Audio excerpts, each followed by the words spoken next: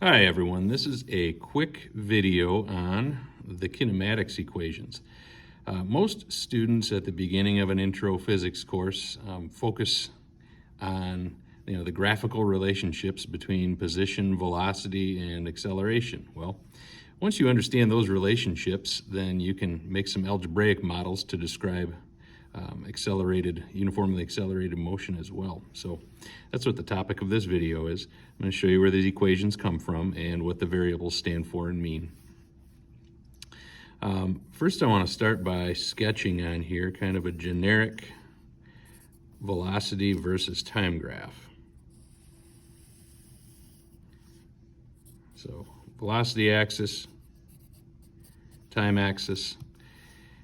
And let's say that at a time of 0, we have an object that's already in motion. It has some initial velocity. It's not starting from rest. And at some time t, later on, let's say that this object has accelerated to a velocity that we'll call v.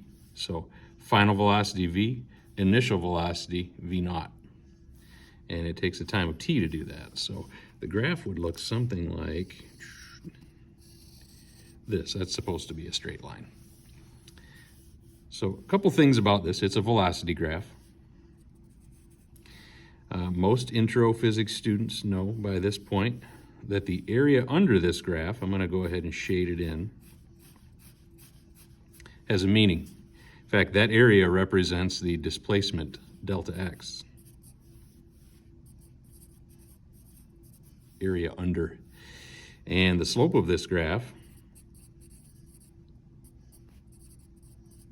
represents the acceleration of the object.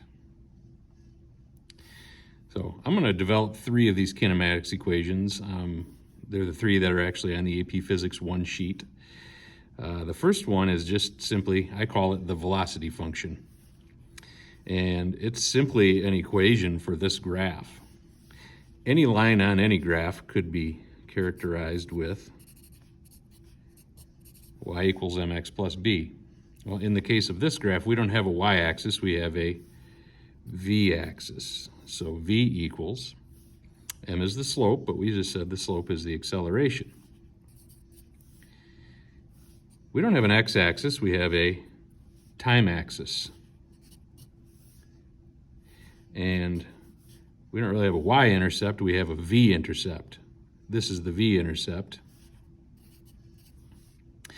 So here's what this equation says. The final velocity will be the acceleration times the time plus the initial velocity. Now this is typically written in a different order. And this is the first kinematics equation. I like to call this the velocity function.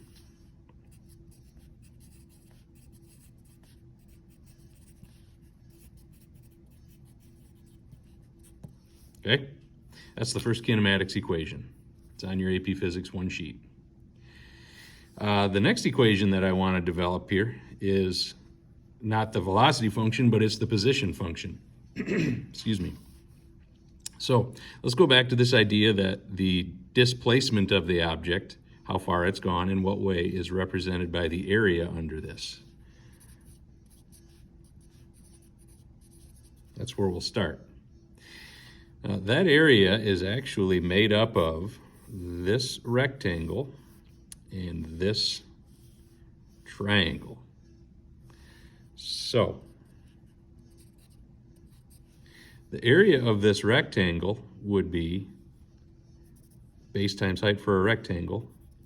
It is v naught tall and it is t wide. So the area of the rectangle would be v naught times t, to which I would have to add the area of this triangle right here. Now a triangle is 1/2 base times height. So its base is t, and its height would actually be v minus v naught.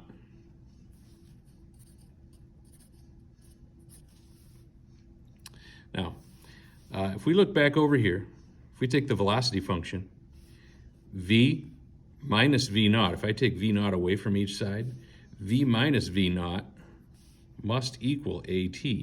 All I did was subtract v naught from each side of this equation. So I can go over here and rewrite this. T times at. Clean that up a little bit, and it says v naught t plus, oops, I forgot my 1/2. 1/2 a times t squared. Now this is typically, you can see it this way, or if you think of displacement as final position minus initial position, so it would be x minus x naught. That's what displacement is, change in position, equals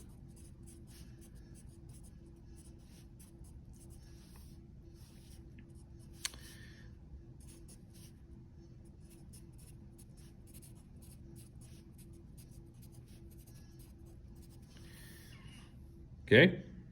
This is equation number 2. That is the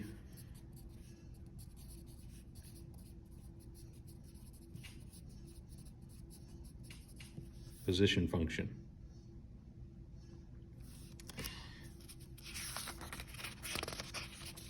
Now there is a third equation that we can get by combining these. And if you combine these, kind of the common thing they have together is time, we can actually eliminate time and come up with a third useful relationship. That's what I want to do next. So I'm going to start with my velocity function.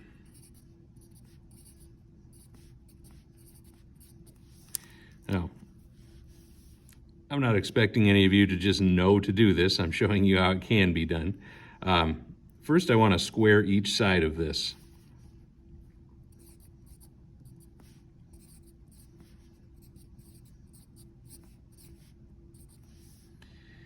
And I'm going to rewrite this as v squared equals v naught plus at, v naught plus at.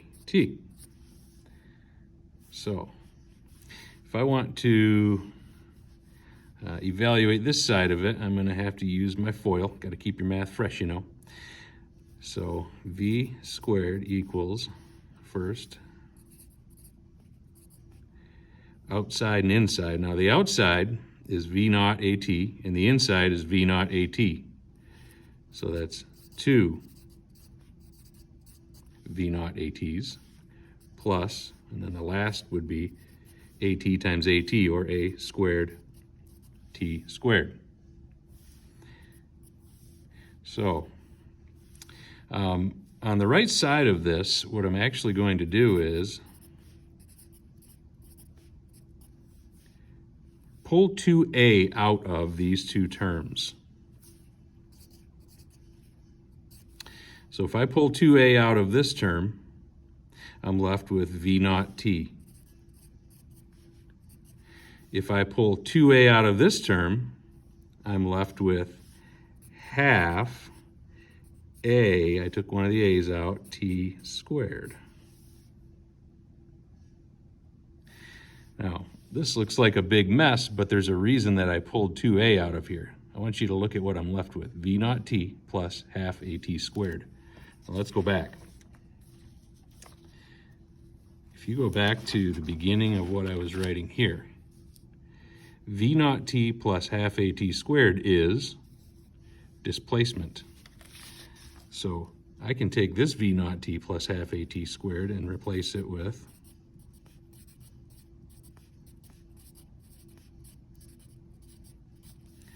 there you go. I think it's actually written on the AP Physics sheet as v squared equals v naught squared plus 2a. I think they put in here x, excuse me, minus x naught. But this is the third kinematics equation, and I usually refer to this as no time. It's kind of a useful relationship because you don't need to know how long something took. Final velocity squared, initial velocity squared. A is acceleration, and delta x, or final minus initial position. Now, a last equation can actually be developed. This is not on your AP Physics sheet, but it's often a useful one. If you go back to this graph, the displacement is the area of this shape. Well, it's actually a trapezoid. I said earlier it was a triangle and a rectangle, but it's actually a trapezoid. So I can actually make a fourth equation that's sometimes useful by simply saying that the displacement of the object is going to be the area of that trapezoid. And it's this trapezoid that we're talking about here. So that trapezoid, like any trapezoid, would have an area of 1/2 base 1 plus base 2 times the height. Now let's look over here. Imagine this is kind of laying on its side. Base 1 would be V0.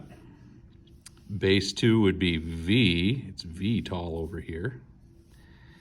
And then the height would be T. So if I just put in 1/2, base 1 is V0, base 2 is V, and that is all times the height of T. So this is a fourth kinematics equation that's sometimes useful. I don't have a name for that. I tend to not use it as often, but it's still a legitimate equation. Hopefully this helps you guys see where these actually come from. Remember, the variables that are included are initial position, final position. Delta x means displacement or change in position. V0 is initial velocity, so the velocity at a time of 0. T is time. V is final velocity. A is acceleration.